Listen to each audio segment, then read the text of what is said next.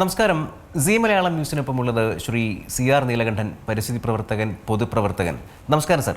നമസ്കാരം സർ, ഈ കഴിഞ്ഞ ദിവസം നമ്മൾ കണ്ട ചില സംഭവങ്ങൾ, അതായത് ആരോഗ്യമന്ത്രി വീണ ജോർജിനെതിരെ നടന്ന ചില പ്രതിഷേധങ്ങൾ, കുറച്ച് ദിവസങ്ങളായി പ്രതിഷേധങ്ങൾ നടക്കുകയാണ്, കരിങ്കൊടി പ്രതിഷേധം നടക്കുകയാണ്. കഴിഞ്ഞ ദിവസം നമ്മൾ കണ്ണൂരിൽ കണ്ടത് ദൃശ്യങ്ങൾ അനുസരിച്ചാണെങ്കിൽ ഈ മന്ത്രി നിൽക്കുന്നതിൻ്റെ 7 അയലത്ത് പോലും ഈ പറഞ്ഞ പ്രതിഷേധക്കാരില്ല. പക്ഷേ മന്ത്രി ആക്രമിക്കപ്പെട്ടു. മന്ത്രിക്ക് പ്രവർത്തകരുടെ ആക്രമണത്തിൽ, യൂത്ത് കോൺഗ്രസ്സുകാരുടെ ആക്രമണത്തിൽ പരിക്കേറ്റു എന്നൊക്കെയാണ് CPM പറയുന്നതും അതിനെ വിശദീകരിക്കുകയും ചെയ്യുന്നത്. ഈ ദൃശ്യങ്ങൾ കണ്ടപ്പോൾ താങ്കൾക്ക് എന്താണ് തോന്നിയത്?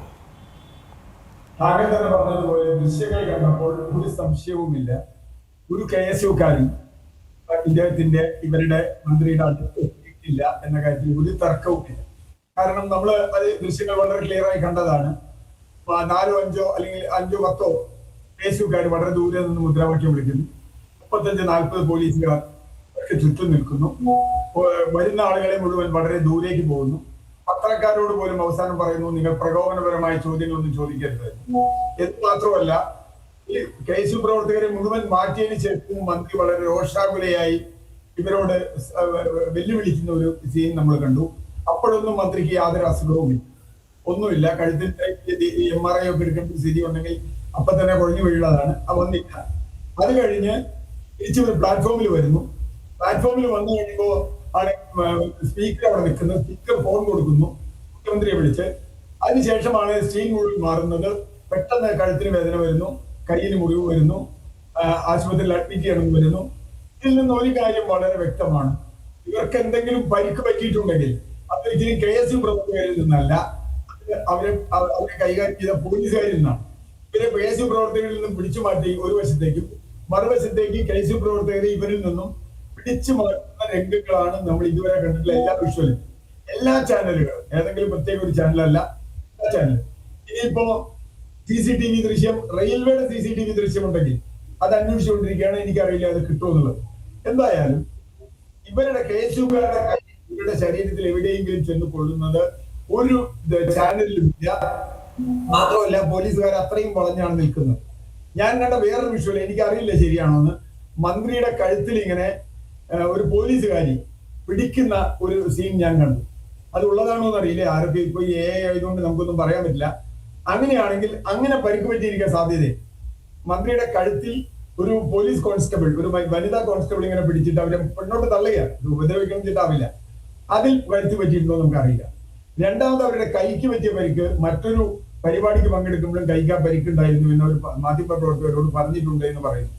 എന്തായാലും ഒരു കാര്യം ഉറപ്പാണ്, KSU പ്രവർത്തകർ ഇവർക്കെതിരെ ഏതെങ്കിലും ചെയ്തിട്ടില്ല. പക്ഷെ എങ്കിൽ പോലും ഞാൻ അതിലൊരു അഭിപ്രായ വ്യത്യാസമുള്ളത്, പരസ്യമായൊരു സ്ഥലത്ത്, പ്രത്യേകിച്ചും റെയിൽവേ സ്റ്റേഷൻ പോലൊരു സ്ഥലത്ത് മന്ത്രിക്കെതിരെ ഇങ്ങനെ ഒരു പ്രകടനം നടത്തേണ്ടതുണ്ടോ? ഒരു പൊതുപരിപാടിയിൽ പങ്കെടുക്കുമ്പോഴോ ഒക്കെ ആവാം. അവരുടെ വീട്ടിൽ പോയാലും എനിക്കൊരു തെറ്റില്ല. കാരണം അത് സാധാരണ ചെയ്യാറുള്ളതാണ് കരിങ്കൊടി. പക്ഷെ നമ്മൾ ഇതിൽ ചേർത്ത് വായിക്കേണ്ട ഒരു കാര്യം, ഈ പ്രകടനം നടത്തിയ ആളുകൾ, അല്ലെങ്കിൽ ഇപ്പോ മന്ത്രിയെ ആക്രമിച്ചു എന്ന് പറഞ്ഞ് പ്രകടനം നടത്തുന്ന ആളുകൾ, അവരതിന് ശേഷം ചെയ്ത കാര്യങ്ങൾ ആലോചിച്ചു. പാർട്ടി ഓഫീസുകൾ തല്ലിപ്പൊളിക്കുക, പോസ്റ്ററുകൾ തല്ലിപ്പൊളിക്കുക, തിരുവനന്തപുരത്ത് പോലും അക്രമം നടത്തുക. ഇങ്ങനെ ഒരു പരിപാടി നമ്മൾ നടത്താം. കാരണം അതിന്റെ വിഷ്വൽ വരട്ടെ. ഇപ്പൊ അവര് ആശുപത്രിയിൽ പോയി, ആശുപത്രിയുടെ എന്ത് റിപ്പോർട്ട് വന്നാലും ആ റിപ്പോർട്ടിന് കാരണക്കാർ ഇവരാണെന്ന് തെളിയിക്കുന്ന ഒരു തെളിവും ഇല്ലാത്തടത്തോളം ഇവരിങ്ങനെ ചെയ്യാം. അവിടെയാണ് ഇതിലൊരു തിരക്കഥയുണ്ടോ എന്ന് നമ്മൾ സംശയിക്കുന്നു. ശ്രീ CR നീലകണ്ഠൻ, ഞാൻ ചോദിക്കുന്നത്, ഇത് പ്രശ്നം ആരോഗ്യമന്ത്രി വീണ ജോർജ് എന്ന വ്യക്തിയല്ല, മറിച്ച് ആരോഗ്യ മേഖല കൈയാളുന്ന ആ ഡിപ്പാർട്ട്മെന്റ് ഭരിക്കുന്ന മന്ത്രി XOR ആരോ ആയിക്കോട്ടെ, ആ മന്ത്രിക്കെതിരെ പ്രതിഷേധം നടത്തുമ്പോൾ അതിന് ചില കാരണങ്ങളുണ്ട്. കഴിഞ്ഞ കുറച്ചു കാലങ്ങളായി KGMCTയുടെ നേതൃത്വത്തിൽ ഡോക്ടർമാർ സമരത്തിലാണ്. അതിനു മുമ്പ് ഡോക്ടർ ഹാരിസ് ചിറക്കൽ ചൂണ്ടിക്കാട്ടിയ ചില കാര്യങ്ങളുണ്ട്. ഇവിടെ സംസ്ഥാനത്തെ മെഡിക്കൽ കോളേജ് ആശുപത്രികളിൽ അടിയന്തര ശസ്ത്രക്രിയകൾക്ക് പോലും എക്യുപ്മെന്റുകളില്ല, പെട്ടെന്ന് നടത്തേണ്ട ശസ്ത്രക്രിയകൾക്ക് പോലും ചെയ്യാനുള്ള സംവിധാനങ്ങളില്ല, ഇൻഫ്രാസ്ട്രക്ചർ ഇല്ല, സ്റ്റാഫ് സ്ട്രെങ്ത് ഇല്ല. ഇപ്പോൾ ഏറ്റവും വലിയ പ്രശ്നം ഒരു രോഗിയുടെ വയറ്റിൽ കത്രിക വെച്ച് മറന്നു എന്നുള്ളതാണ്, അല്ലെങ്കിൽ ചികിത്സാ പിഴവുകളാണ്.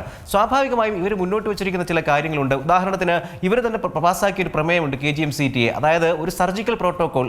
ലോകാരോഗ്യ സംഘടനയുടെ ആ മാനദണ്ഡങ്ങളും കൂടെ പാലിച്ചുകൊണ്ട് സർക്കാരിന് ഇവർ പ്രമേയം പാസ്സാക്കി കൊടുത്തിരിക്കുകയാണ്. ഒരു മിനിമം ഒരു ഓപ്പറേഷൻ തിയേറ്ററിൽ വരേണ്ടുന്ന എക്യുപ്മെന്റ്സ് എന്തൊക്കെയാണ്, സ്റ്റാഫ് സ്ട്രെങ്ത് എന്തൊക്കെയാണ്, ഇതൊന്നും പരിഗണിക്കാതെ, ഈ വിഷയങ്ങളെ അഡ്രസ്സ് ചെയ്യാതെ ഇതൊരു വ്യക്തിക്കെതിരായിട്ടുള്ള പ്രതിഷേധമായി തിരിച്ചുവിടുന്നത് ഒരു സർക്കാരിന് ചേർന്ന ഒന്നാണെന്ന് താങ്കൾ കരുതുന്നുണ്ടോ?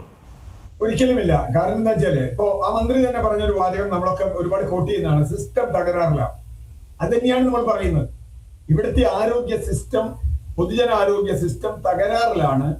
അതിന് കാരണം ആരാ? അതിൽ ഒന്നാം പ്രതി ആരാ? ആ സിസ്റ്റത്തിന്റെ മന്ത്രി തന്നെയാണ്. ഇവിടുത്തെ ഒരു ധനകാര്യ പ്രശ്നം, ധനകാര്യ വകുപ്പ് വളരെ കുഴപ്പത്തിലാണെന്ന് കണ്ടാൽ ധനകാര്യ മന്ത്രിക്ക് അതിന്റെ ഉത്തരവാദിത്തമുണ്ട്. പോലീസ് കുഴപ്പത്തിലാണെന്ന് കണ്ടാൽ ആഭ്യന്തരമന്ത്രിക്ക് ഉത്തരവാദിത്തമുണ്ട് എന്ന് പറയുന്നത് പോലെ ഒന്ന്. രണ്ടാമത്, ഇതിനോടുള്ള ഈ മന്ത്രിയുടെ പ്രതികരണങ്ങൾ കഴിഞ്ഞ 5 കൊല്ലമായി നമ്മൾ കാണുന്ന പ്രതികരണമുണ്ട്. ഇപ്പൊ ഹർഷീനയുടെ വിഷയം, ഞാൻ അതിൽ ഇടപെട്ട ഒരാളാണ്. കോഴിക്കോട് ഹർഷീനയുടെ വിഷയം എന്താണ്? ഈ മന്ത്രി എന്ന് കെട്ടിപ്പിടിക്കും, പക്ഷെ അതുകൊണ്ട് കാര്യമില്ല. മന്ത്രി എന്താ പറയാ, ഇങ്ങനെ നിരന്തര സംഭവങ്ങൾ ഉണ്ടാകും, ഒറ്റപ്പെട്ട സംഭവം കാണിക്കരുത് എന്നൊക്കെ പറയുന്നുണ്ട്. പക്ഷേ ഇങ്ങനെ 10, 100, 200 ഒറ്റപ്പെട്ട സംഭവങ്ങൾ വരുമ്പോൾ മന്ത്രി റിപ്പോർട്ട് ആവശ്യപ്പെടും. ഞാൻ ഈ മന്ത്രിയോട് ഒരിക്കൽ നേരിട്ട് ചോദിച്ചതാണ്, അങ്ങയുടെ ഓഫീസിൽ ഇതുവരെ ഇത്തരം അങ്ങ് തന്നെ പബ്ലിക്കായി പറഞ്ഞ റിപ്പോർട്ടുകളുടെ ഒരു കെട്ടുണ്ടാവും. ആ കെട്ട് പരിശോധിച്ചോ? അതിൽ ആർക്കെങ്കിലും എതിരെ നടപടിയെടുത്തോ? ഇപ്പൊ ഹർഷീനയുടെ വിഷയത്തിൽ ആർക്കെങ്കിലും എതിരെ നടപടിയെടുത്തോ? ഇപ്പൊ ഏറ്റവും കൂടുതൽ നെടുമങ്ങാട് ഒരാളെ സസ്പെൻഡ് ചെയ്തത് അത് കൈക്കൂലി വിഷയത്തിലാണ്, മറ്റു രോഗത്തിലാണ്. ഇപ്പൊ ഇന്ന് ചില ചാനലുകൾ റിപ്പോർട്ട് ചെയ്തൊരു കാര്യമുണ്ട്. തൃശ്ശൂര് ഒരു പാവപ്പെട്ട മനുഷ്യൻ, അയാൾ പാൻക്രിയാസ് ശസ്ത്രക്രിയക്ക് പോയി 2020 അയാളുടെ ഉള്ളിൽ കത്രിക വിട്ടു. അയാൾ പരാതി കൊടുത്തു, MRI കൊടുത്തു, അന്നൊന്നും എടുത്തില്ല. ഇപ്പൊ 2025 അയാൾ മരിച്ചു. ഇപ്പൊ അയാൾക്ക് നോട്ടീസ് തന്നിരിക്കുന്നു, നിങ്ങളുടെ വയറ്റിൽ കത്രികയുണ്ട് എന്നൊരു പരാതി കിട്ടിയിട്ടുണ്ട്, നിങ്ങൾക്ക് ഇന്ന് തെളിവെടുപ്പിന് സെക്രട്ടേറിയറ്റിൽ വരാൻ. ആ പാവത്തിന് പോകാൻ പറ്റില്ല, കാരണം അദ്ദേഹം മരിച്ചുപോയി. ഞാൻ പറഞ്ഞു ഇത്രയ്ക്കും വിചിത്രമാണ്. അതുപോലെ മെഡിക്കൽ കോളേജ് ഇടിഞ്ഞു വീണു, കെട്ടിടം ഇടിഞ്ഞു വീണ ഒരു പ്രശ്നം ഉണ്ടായി, ഒരാൾ മരിച്ചിട്ടുണ്ട്. ഇങ്ങനെ നിരവധി പ്രശ്നങ്ങൾ ഉള്ളപ്പോൾ തീർച്ചയായും ആരോഗ്യമന്ത്രിക്കെതിരെ പ്രതിഷേധം ഉണ്ടാകും എന്ന കാര്യത്തിൽ ഒരു തർക്കവുമില്ല. ഇത് കേരളത്തിലെ ആരോഗ്യ നമ്പർ 1 ആണ് എന്നൊക്കെ കുറെ ആളുകൾ പ്രചരിപ്പിക്കുന്നുണ്ടെങ്കിൽ പോലും ഇപ്പോഴും ഒരു കാര്യം കൂടി ശ്രദ്ധിക്കണം. കേരളത്തിലെ മൊത്തം ചെലവിന്റെ ആരോഗ്യ ചെലവിന്റെ 70% ഔട്ട് ഓഫ് ഉള്ള ഒരു സംസ്ഥാനമാണ്. ഇന്ത്യയിലെ ഏറ്റവും ഉയർന്ന സ്ഥലം അതാണ്. അതായത് 100 രൂപ ആരോഗ്യ രംഗത്ത്, ചികിത്സാ രംഗത്ത് ചെലവ് ചെയ്യുന്നുണ്ടെങ്കിൽ അതിൽ 70 രൂപ സ്വകാര്യ പോക്കറ്റിൽ നിന്ന് കൊടുക്കുന്നതാണ്. ഇത് നമ്മുടെ പഠനമല്ല, ദേശീയ തലത്തിലുള്ള പഠനമാണ്. എന്ന് പറഞ്ഞാൽ 30% മാത്രമേ ആരോഗ്യ സേവനം നമുക്ക് ഈ പൊതുജനാരോഗ്യത്തിൽ കിട്ടുന്നുള്ളൂ. അതുപോലും വേണ്ടപ്പോൾ കിട്ടുന്നില്ല. ഇപ്പൊ ഡോക്ടർമാരുടെ സമരത്തിലാണ്. ഞാൻ ഡോക്ടർമാരുടെ സമരത്തിൽ നിന്ന് അനുകൂലിക്കുന്ന ആളല്ല, കാരണം ഡോക്ടർമാരുടെ സമരമൊക്കെ ചെയ്യാമോ എന്നുള്ളതും, പക്ഷെ അവര് നിവൃത്തിയില്ലാണ്ട് ചെയ്യുന്നതാണോ എന്ന് എനിക്കറിയില്ല. ഏതായാലും അപ്പൊ ഇവിടെ പ്രശ്നം എന്താ? ഇവിടുത്തെ വിഷയം ഈ ഡോക്ടർമാർ ചൂണ്ടിക്കാണിക്കുന്നത് മെഡിക്കൽ കോളേജ് ആശുപത്രികളിലെ അവിടുത്തെ ഡെഫിഷ്യൻസീസ് ആണ്, അവിടുത്തെ കുറവുകളാണ്. സാധാരണക്കാർക്ക് സർജറി നടത്താൻ വേണ്ട ശസ്ത്രക്രിയ ഉപകരണങ്ങളില്ല, ഇൻഫ്രാസ്ട്രക്ചർ ഇല്ല, സ്റ്റാഫ് സ്ട്രെങ്ത് ഇല്ല എന്ന് പറയുമ്പോൾ അത് ഡോക്ടർമാരുടെ പ്രശ്നമല്ലല്ലോ. അവരുടെ ശമ്പളമായിട്ട് പേർവിഷനുമായിട്ടൊക്കെ ബന്ധപ്പെട്ടുള്ള വേറെ വിഷയങ്ങളുണ്ട്. ഞാൻ പറഞ്ഞത് നമ്മുടെ ആരോഗ്യ മേഖലയിലെ കുറവുകളെ പറ്റി ഡോക്ടർമാർ ചൂണ്ടിക്കാട്ടുന്നുണ്ട്. അവരാണ് കൃത്യമായിട്ട് ഓരോ ദിവസവും ഇതിൽ ഇടപെടുന്നത്. തീർച്ചയായിട്ടും അവരാണല്ലോ അന്തിമമായി ഇതിന്റെ ഉത്തരവാദി. ഒരു ശസ്ത്രക്രിയയിൽ തകരാറ് സംഭവിച്ചാൽ ഉത്തരം പറയേണ്ട ആദ്യത്തെ ആൾ ആ ഡോക്ടറാണ്, ആ സർജൻ. ഇപ്പോ നേരത്തെ ഹാരിസിന്റെ കാര്യം പറഞ്ഞു. ഹാരിസ് എത്ര കൃത്യമായാണ് കാര്യങ്ങൾ വെച്ചത്. പക്ഷേ ഹാരിസിനെ ഏത് രീതിയിലാണ് ഇവർ നേരിട്ടത്? ഹാരിസിന് ഇതൊരു കേസ് കൊടുക്കില്ലേ? ഹാരിസിനെ കുറ്റക്കാരനാക്കില്ലേ? ഇപ്പൊ എവിടെ കേസ് നടക്കും? അപ്പൊ ഇതിലെ പ്രശ്നം എന്താ? ഇത് ഈ മന്ത്രിക്കെതിരെ സ്വാഭാവികമായി ഉണ്ടാവും. ഇപ്പോ ഇതിനെതിരെ ഇപ്പൊ കേസ് എടുത്തിട്ടുണ്ട്. എനിക്ക് തമാശ തോന്നിയത് ഇതിനെ കേസ് എടുത്തിട്ടുണ്ട്. നേരത്തെ ഒരു നേതാവിന്റെ പ്രസംഗത്തിൽ ഒരു TV ബൈറ്റിൽ ഞാൻ കേട്ടു, ഇവിടെ വിമാനത്തിൽ മുഖ്യമന്ത്രിക്കെതിരെ ആക്രമണം നടത്തി. ആ കേസ് ഇപ്പൊ എവിടെയാണ്? ആ കേസ് ഇപ്പൊ എവിടെയാന്ന് ആർക്കും പറയും? ആ കേസ് നിലനിൽക്കാൻ പോണ കേസാണ്. മുഖ്യമന്ത്രിയെ വധശ്രമം നടത്തി എന്നാണ് പറയുന്ന ചോദ്യം. ആ കേസിന് ഇപ്പൊ എവിടെ എത്തി? ഇതുപോലെ കള്ള കേസ് ഉണ്ടാകും. ഒരു തെരഞ്ഞെടുപ്പ് കാലത്ത് ഇങ്ങനെ ചില നാടകങ്ങളൊക്കെ ഉണ്ടാവും. ഇല്ല, ഞാൻ പറയുന്നില്ല. ഒരു തെരഞ്ഞെടുപ്പ് നാടകമാണെങ്കിൽ പോലും അത് കുറച്ചുകൂടി എന്താ പറയാ, റിയലിസ്റ്റിക് ആയിട്ട് ചെയ്യണ്ടേ? നാടകം എത്രയായാലും അൺറിയലിസ്റ്റിക് ആയ നാടകം നമുക്ക് ചെയ്യാൻ പറ്റും. ഇവിടെ ഏറ്റവും പ്രധാനം, ഈ ആക്രമണം നടന്നു എന്ന് പറയുന്ന സ്ഥലത്ത് നിന്ന് 3ാമത്തെ പ്ലാറ്റ്ഫോമിൽ എത്തുന്നത് വരെ, സ്പീക്കറെ കാണുന്നത് വരെ ഒരു പ്രാവശ്യം പോലും ഈ മന്ത്രി തന്റെ കഴുത്തിന് വേദനയുണ്ടെന്ന് പറഞ്ഞിട്ടില്ല. ഒരു പ്രാവശ്യം പോലും. വളരെ ശ്രദ്ധിക്കേണ്ട ഒരു കാര്യമാണ്. എന്ന് പറഞ്ഞാൽ അതുകൊണ്ടാണ് തിരക്കഥയാണ് മന്ത്രിയെ രക്ഷിക്കാനുള്ളത്. മന്ത്രിയുടെ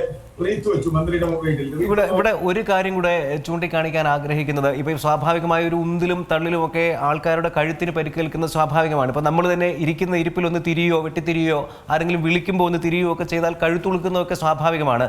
ഇവിടെ ഈ ഒരു പ്രതിപക്ഷ സംഘടനയുടെ പ്രതിഷേധം നടക്കുന്നതിനിടെയാണ് മന്ത്രിക്ക് കഴുത്തുളുക്കിയത് എന്ന് വേണമെങ്കിൽ നമുക്ക് അങ്ങനെ കാണാം. കാരണം ആരും ഇവരെ ആക്രമിക്കുന്ന ദൃശ്യങ്ങളൊന്നും നമ്മുടെ പക്കലില്ല, ഇതുവരെ ആരുടെയും പക്കൽ വന്നതായിട്ട് കാണുന്നുമില്ല. അപ്പോൾ അതുകൊണ്ട് സ്വാഭാവികമായും ആ ഉന്തിലും തള്ളിലും ഒക്കെ മന്ത്രിയുടെ കഴുത്തൊന്ന് ഉളുക്കി എന്ന് നമുക്ക് വിചാരിക്കാം. സോഷ്യൽ മീഡിയയിൽ വലിയ ട്രോളുകൾ നിറയുന്നുണ്ട്. കരിങ്കൊടിയുടെ കാറ്റടിച്ച് കഴുത്തുളുക്കിയ ആരോഗ്യമന്ത്രിയുടെ ആരോഗ്യം പരിശോധിക്കേണ്ടതാണ് എന്നൊന്ന്. ഞാൻ അതിലും അപ്പുറത്ത് മറ്റൊരു കാര്യമാണ് പറയുന്നത്. ഈ കഴിഞ്ഞ ദിവസങ്ങളിൽ CPM ഇത് ആക്രമണമാണ് എന്ന് പറഞ്ഞുകൊണ്ട് ഇതിനെ അപലപിക്കാൻ പറയുന്നത് ഇത്തരം, അതായത് മന്ത്രിയുടെ കഴുത്തുളുക്കിയത് ദേഹത്ത് തൊട്ടിട്ടല്ലെങ്കിൽ പോലും ഒരാൾക്കൂട്ടത്തിനിടയിൽ അവർക്കതിന് കാരണമാകാനുള്ള സാഹചര്യം സൃഷ്ടിച്ചത് ഇവരാണ് എന്നുള്ളതാണ്.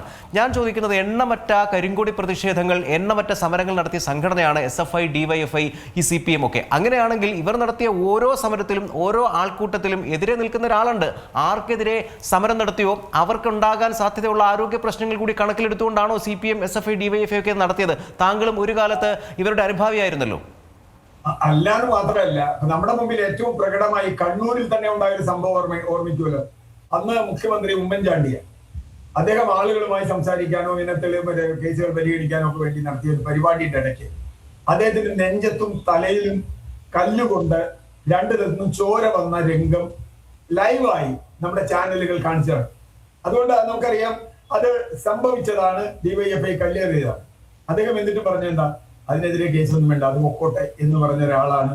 അതിനെതിരെ ഒരു സ്ഥലത്തും നിങ്ങൾ അനാവശ്യമായ പ്രകടനം നടത്തരുത്, അനാവശ്യമായ നാശം ഉണ്ടാക്കരുത് എന്ന് പറഞ്ഞൊരു മുഖ്യമന്ത്രി കേരളത്തിനാണ്. ആ ചെറുപ്പക്കാരൻ പിന്നീട് പോയി മാപ്പ് പറഞ്ഞതായി കേട്ടിട്ടുണ്ട്. ആ ചെറുപ്പക്കാരൻ അദ്ദേഹത്തിന് മനസ്സിലായി ഇത് മാപ്പ് പറഞ്ഞത്. ഞാൻ പറഞ്ഞത് ഇത് DYFI ഇത് മാത്രമല്ല, ഇപ്പൊ KV തോമസിനെതിരെ ഉണ്ടായിട്ടുണ്ട്. ഇന്ത്യൻ രാഘവന്റെ കൂത്തുപറമ്പ് വെടിവെപ്പുമായി ബന്ധപ്പെട്ട് ഉണ്ടായ സംഭവങ്ങളെ കുറിച്ചുള്ള റിപ്പോർട്ടുകൾ വന്നിട്ടുണ്ട്. ശ്രീനിവാസൻ എന്ന് പറയുന്ന എന്താ പറയുക വിദ്യാഭ്യാസ വിദഗ്ധന്, ഒരു വിദേശകാര്യ വിദ്യാഭ്യാസ വിദഗ്ധന്റെ നേരെ 2016 സംഭവം ഉണ്ടാകുന്നത്. അടിച്ച് നിലത്തിട്ടുണ്ട്. അതിന് ന്യായീകരണം ഞാൻ പറയുന്നില്ല. പക്ഷേ അത് വളരെ കൃത്യമായും CPM-നെ സംബന്ധിച്ചിടത്തോളം അവർക്ക് എതിരെ വരുമ്പോൾ അത് വലിയ വിഷയമാവുകയും അവർക്ക് അനുകൂലമായി വരുമ്പോൾ അത് ഇല്ലാതിരിക്കുകയും. രണ്ടാമത്തെ കാര്യം, എനിക്ക് തോന്നുന്നത് ഇതിപ്പോ ഒരു തെരഞ്ഞെടുപ്പ് സ്റ്റണ്ടായി മാത്രമേ ഞാൻ കാണൂ. ഒരു തെരഞ്ഞെടുപ്പ് സ്റ്റണ്ട്, ഇപ്പൊ തെരഞ്ഞെടുപ്പ് അടുക്കുകയാണ്, എന്തെങ്കിലുമൊക്കെ വേണം. നമുക്ക് ഓർമ്മയുണ്ടാവും, കഴിഞ്ഞ ലോക്സഭാ തെരഞ്ഞെടുപ്പ് കാലത്ത് വടകര മണ്ഡലത്തിൽ കാഫിർ എന്ന് പറയുന്ന ഒരു സംഗതി വന്നു. ആ കേസ് ബന്ധായി. ഏതൊരു ലീഗുകാരനെ ആദ്യം അറസ്റ്റ് ചെയ്തു, പിന്നെ അയാൾ വെറുതെ വിട്ടു. ഇപ്പൊ ആ കേസിൽ എന്തെങ്കിലും പോലീസ് എത്ര കാലം അന്വേഷിച്ച് കിട്ടിയോ? ഒന്നും വേണ്ട. ഇപ്പൊ ഇതിലെ CCTV കിട്ടുമെന്ന് ഞാൻ വിചാരിക്കില്ല. ഇപ്പൊ റെയിൽവേയുടെ ആണ് കിട്ടുമെന്ന് അറിയില്ല. CCTV അല്ല, അവിടെ ഒരു പ്രശ്നമുണ്ട്. അതായത് തിരുവനന്തപുരത്ത് മേയറുടെ ഭർത്താവും ആകേണ്ടുന്നത് എന്ന് പൊതുസമൂഹം പറഞ്ഞ ഒരു സംഭവത്തിൽ KSRTC ബസ് ഡ്രൈവർ യദുവിനെ തടഞ്ഞു നിർത്തി അസഭ്യം പറയുകയും ആക്രമിക്കാൻ ശ്രമിക്കുകയും ചെയ്തു എന്നൊക്കെ പറഞ്ഞ പരാതി വന്നതാണ്. ആ FIR-ൽ ഈ പറഞ്ഞ മേയറുടെയോ MLA-യുടെയോ ഒന്നും പേരില്ല. എന്തായാലും അവിടുത്തെ അന്ന് ആ ദൃശ്യങ്ങൾ പരിശോധിക്കേണ്ടെന്ന്, അതിൻ്റെ ആധികാരികത ഉറപ്പുവരുത്തേണ്ടുന്നത് ഈ ബസ്സിലെ CCTV പരിശോധിച്ചിട്ടാണ് എന്ന് പറഞ്ഞിരുന്നു. സൂക്ഷ്മം പോലെ ഈ CCTV അപ്രത്യക്ഷമായി ഇന്നും അത് കണ്ടെത്തിയിട്ടില്ല. കണ്ണൂരിലെ റെയിൽവേ സ്റ്റേഷനിലെ CCTV-കൾ ഇങ്ങനെ അപ്രത്യക്ഷമാകാൻ സാധ്യതയുള്ളതായിട്ട് താങ്കൾ കരുതുന്നോ? അല്ല, കണ്ണൂരിലെ റെയിൽവേ സ്റ്റേഷൻ അങ്ങനെ അറിയില്ല. കാരണം റെയിൽവേ ഇവരുടെ കീഴിലല്ലല്ലോ. ഇനി റെയിൽവേ പോലീസ്, RPF, കേരള പോലീസിന്റെ ആരെങ്കിലും ആണെങ്കിൽ അവരെന്തെങ്കിലും മാറ്റം ചെയ്യുമെന്ന് എനിക്കറിയില്ല. അല്ലെങ്കിൽ ആ CCTV ദൃശ്യം വരട്ടെ. ഇപ്പൊ ഇവര് പറയുന്നത് പോലെ ജനക്കൂട്ടം പ്രകടനം നടത്തി, 10 പേര് പ്രകടനം നടത്തി, 35 പോലീസുകാരുണ്ടായിരുന്നു, മാധ്യമപ്രവർത്തകരുണ്ടായിരുന്നു. അതിനിടയിൽ വെച്ച് തള്ളുണ്ടായി, അതിനിടയിൽ ഇവർക്ക് കഴുത്തിന് പരിക്കേറ്റു എന്നൊക്കെ പറയുന്ന ന്യായങ്ങൾ മാത്രമല്ല. ഞാൻ ഇപ്പോഴും പറയുന്നത്, ഈ പരിക്കേറ്റു എന്ന് പറയുന്ന സംഭവത്തിന് ശേഷം ഈ മന്ത്രിയുടെ ഭാവങ്ങൾ നിങ്ങളൊന്ന് എടുക്കൂ. എപ്പോഴെങ്കിലും അവർ കഴുത്തിൽ പരിക്കേറ്റിട്ടില്ല എന്ന് മാത്രമല്ല, അവർ ഈ കുട്ടികൾക്ക് നേരെ, ഈ കേസുകാർക്ക് നേരെ കയ്യൊങ്ങി ചെല്ലുകയാണവര്. കയ്യോങ്ങിയത് ചെല്ലുകയാണ്. അപ്പോഴൊന്നും അവർക്കൊരു വേദനയില്ല. അവര് തിരിച്ചവര് വന്ന് അടുത്ത പ്ലാറ്റ്ഫോമിൽ എത്തുമ്പോഴാണ് അവർക്ക് വേദന വരുന്നത്. ഒരുപക്ഷെ അങ്ങനെ സംഭവിക്കാമല്ലോ. കാര്യം ആ ഒരു ആവേശത്തിലും ദേഷ്യത്തിലും ഒക്കെ അന്നേരം കഴുത്തിന് സംഭവിച്ചിട്ടുള്ള ഉളുക്ക് അവർ ബോധ്യപ്പെട്ടിട്ടുണ്ടാവില്ല, പിന്നീടായിരിക്കും. ഞാൻ അല്ലാന്നല്ല പറയുന്നത്. അപ്പൊ അത്ര ഗുരുതരമായ ഒരു പരിക്കാണ് അവർക്ക് പറ്റിയെങ്കിൽ അവർക്കത് ഞാൻ ചിലപ്പോ നമുക്ക് അത്തിരി കഴിഞ്ഞിട്ടേ തോന്നുള്ളൂ എന്ന് വരാം. ചിലപ്പോ പോണ വഴിക്കായിരിക്കും അവർക്ക് ഇത് പറ്റിയത്. കഴുത്ത് ഓടിക്കുമ്പോൾ ചിലപ്പോ പറ്റിയെന്ന് വരാം. അതല്ല പ്രശ്നം. എന്നെ സംബന്ധിച്ചിടത്തോളം കരിങ്കൊടി പ്രകടനമോ അല്ലെങ്കിൽ അത്തരം പ്രകടനത്തിൽ ജനക്കൂട്ടം ഉണ്ടാകുമ്പോൾ അതിൽ ഏതെങ്കിലും ഒരാൾക്ക് പരിക്ക് പറ്റുന്നതോ ഒരു ആക്രമണമായി നമുക്ക് കാണാൻ കഴിയുമോ എന്നതാണ് ചോദ്യം. അതാണ് ചോദ്യം. ഇപ്പൊ നമ്മളൊരു സാധാരണ ഒരു പാർട്ടി പരിപാടിക്കോ പ്രകടനത്തിനോ പോകുമ്പോൾ ചിലപ്പോൾ നമുക്ക് കൈയോടിയോ കാലോടിയോ ഒക്കെ ചെയ്തിട്ടുണ്ട്. ആരുണ്ടായിട്ടില്ല. തള്ളലും മുന്തിരും പെട്ട്, സ്റ്റാമ്പീഡിൽ പെട്ട് പറ്റിയിട്ടുണ്ട്. അതിലിപ്പോ ആരാ പ്രതി, ആരാ വാദി നമുക്കറിയില്ല. ഇപ്പൊ കൊച്ചി യൂണിവേഴ്സിറ്റി, ഞാൻ ഇരിക്കുന്ന കൊച്ചി യൂണിവേഴ്സിറ്റി വളരെ അടുത്ത കൊച്ചി യൂണിവേഴ്സിറ്റിയിൽ 4-5 കുട്ടികൾ നിങ്ങൾക്ക് ഓർമ്മയുണ്ടാവും, സ്റ്റാമ്പീഡിൽ പെട്ട് മരിച്ചു. ഇതുവരെ ഒരാൾക്കെതിരെ പോലും ഒരു കേസെടുത്തിട്ടില്ല. ആ ഒരു പ്രിൻസിപ്പളിനെ മാറ്റി അങ്ങനെ എന്തോ ഒരു കാര്യം ചെയ്തു എന്നല്ല. എന്ന് പറഞ്ഞാൽ ഇവിടെ CPM ഇത് ഒരു വലിയ രാഷ്ട്രീയ പ്രശ്നമാക്കി ഉയർത്തിയാൽ അവർക്ക് തിരിച്ചടിക്കാനാണ് സാധ്യത. കാരണം ഈ കുട്ടികൾ ഇതിനെ തൊട്ടിട്ടില്ല എന്ന കാര്യം ഇന്ന് എല്ലാ ചാനലുകളും, CPM-നെ പിന്തുണയ്ക്കുന്ന ചാനലുകൾ പോലും ഇന്ന് അത് പരസ്യമായി പറഞ്ഞു കഴിഞ്ഞിരിക്കും. അപ്പൊ ഇനി എന്താ ചെയ്യാം? അപ്പൊ ഇവരെ സംബന്ധിച്ചിടത്തോളം ഇവരെ ഈ പറഞ്ഞ പോലെ ആത്മപരിശോധന നടത്തുന്നു. ഞാൻ ഇടയ്ക്കിടയ്ക്ക് പറയാവുന്ന ഒരു കാര്യമുണ്ട്. നമ്മുടെ ബഹുമാനപ്പെട്ട വിദ്യാഭ്യാസ മന്ത്രി ശിവൻകുട്ടി ഇടയ്ക്കിടയ്ക്ക് അസംബ്ലിയിൽ എങ്ങനെ പെരുമാറണമെന്ന് ക്ലാസ് എടുക്കാം. എനിക്ക് വളരെ ഇഷ്ടപ്പെട്ടു. അദ്ദേഹം തന്നെയാണ് ക്ലാസ് എടുക്കേണ്ടത്. കാരണം നമുക്കറിയാലോ, കസേരയുടെ മേശയുടെ മുകളിൽ കയറി കമ്പ്യൂട്ടർ മറിച്ചിട്ട് അണ്ടർവെയർ കാണിച്ചുകൊണ്ട് ചാടിക്കടന്ന് KM മാണിക്കെതിരായി KM മാണി ബജറ്റ് അവതരിപ്പിക്കുന്നതിനെതിരായി അക്രമം നടത്തിയ ആളാണ് ശിവൻകുട്ടി. ഞാൻ പറഞ്ഞത് അത് തെറ്റായിരുന്നു എന്നെങ്കിലും പറയും. അതിലെ ക്രിമിനൽ കേസ് ഇപ്പോഴും തുടരുകയാണ്. സുപ്രീം കോടതി വരെ പോയിട്ട് ആ ക്രിമിനൽ കേസ് വിചാരണ നടത്താനാണ് പറഞ്ഞിട്ടുള്ളത് കോടതി. ആ ഒരു അർത്ഥത്തിൽ ഏതെങ്കിലും തരത്തിലുള്ള ഒരു ധാർമ്മികതയെ കുറിച്ചൊന്നും സംസാരിക്കുന്നില്ല. അത് ഇവർ സംസാരിക്കാനുള്ള CPM ധാർമ്മികതയുമായി യാതൊരു ബന്ധവുമില്ലാത്ത പാർട്ടിയാണ് എന്ന് അവർ തന്നെ തീരുമാനിച്ചിട്ടുണ്ട്.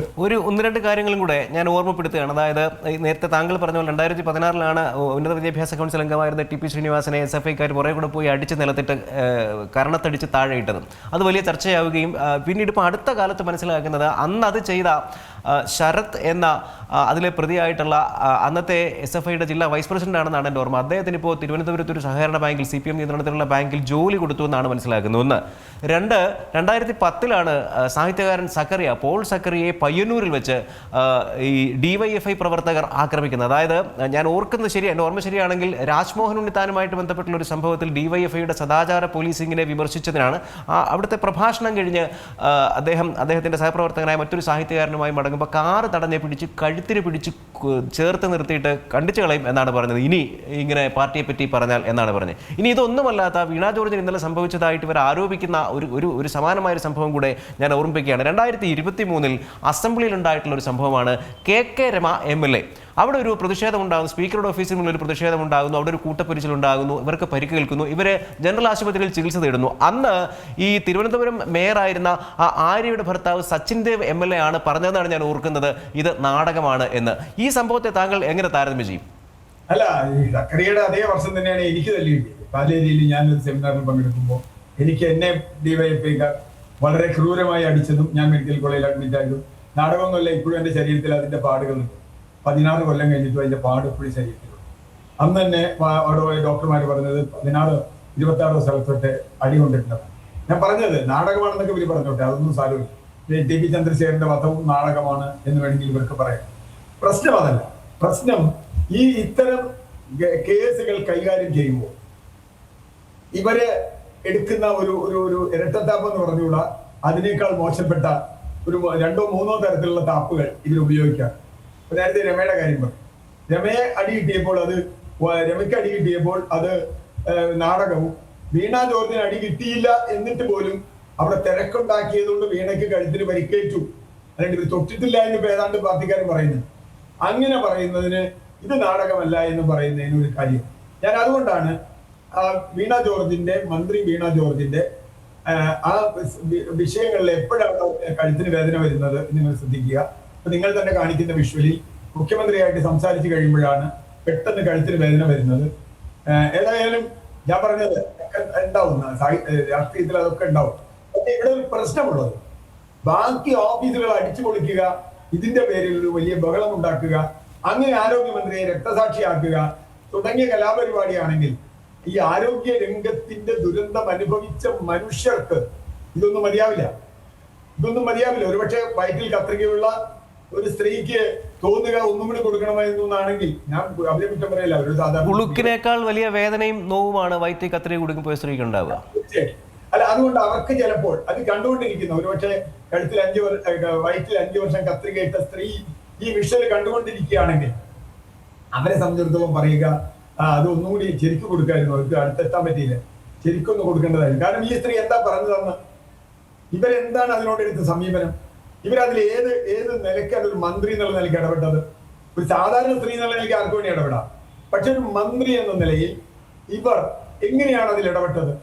ഞാൻ പറഞ്ഞില്ലേ ഹർഷീനയുടെ കാര്യം, ഇത്ര കൊല്ലം കഴിഞ്ഞിട്ട് ആരെങ്കിലും ശിക്ഷിച്ചോ? ഹർഷീനയുടെ കാര്യം ഒരാളെ പോലും ശിക്ഷിച്ചിട്ടില്ല, ഒരാളെ പോലും. ഒരാൾക്ക് എതിരെ പോലും എന്തെങ്കിലും ചിലപ്പോൾ വല്ലതും അല്ല. ആംബുലൻസിൽ കോവിഡ് കാലത്ത് ആംബുലൻസിൽ ബലാത്സംഗം ചെയ്തിട്ടുണ്ട്.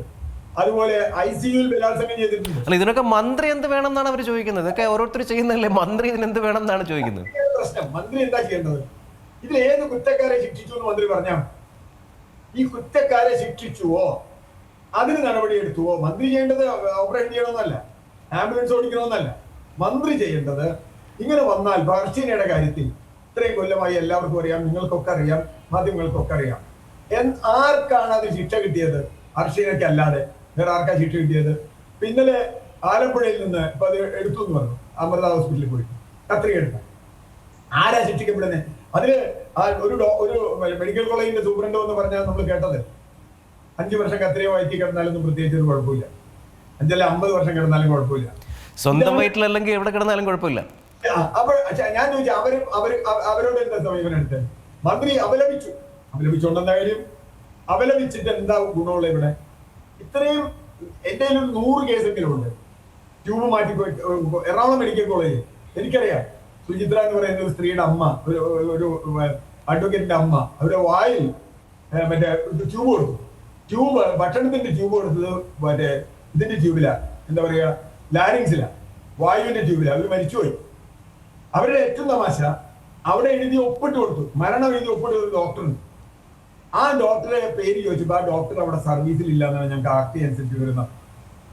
ICUവിൽ ഉണ്ടായിരുന്ന ഒരു ഡോക്ടർ അവിടെ സർവീസിലേ ഉണ്ടായിരുന്നില്ല എന്നൊരു മറുപടി കിട്ടിയാൽ നമ്മൾ എങ്ങനെയാ പിന്നെ ICUവിൽ പോവുക?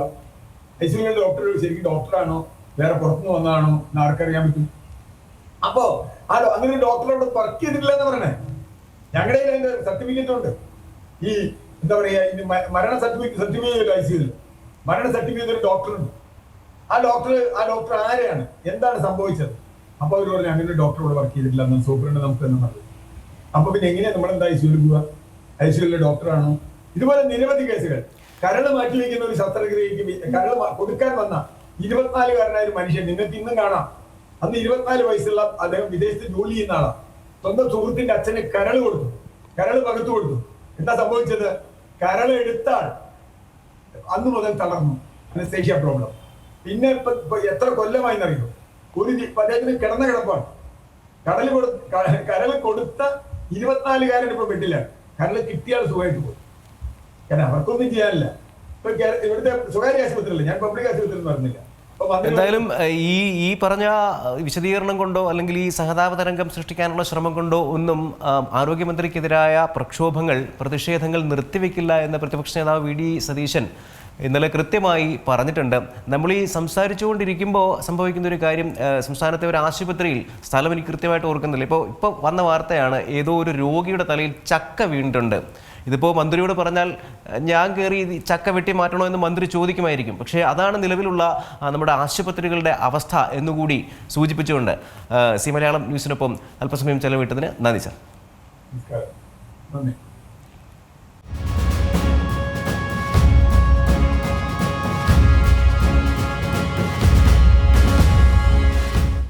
ഏറ്റവും പുതിയ വാർത്തകളും വിശേഷങ്ങളും വിരൽത്തുമ്പിലറിയാൻ സി മലയാളം ന്യൂസ് എല്ലാ ഡിജിറ്റൽ പ്ലാറ്റ്ഫോമുകളിലും ലഭ്യം.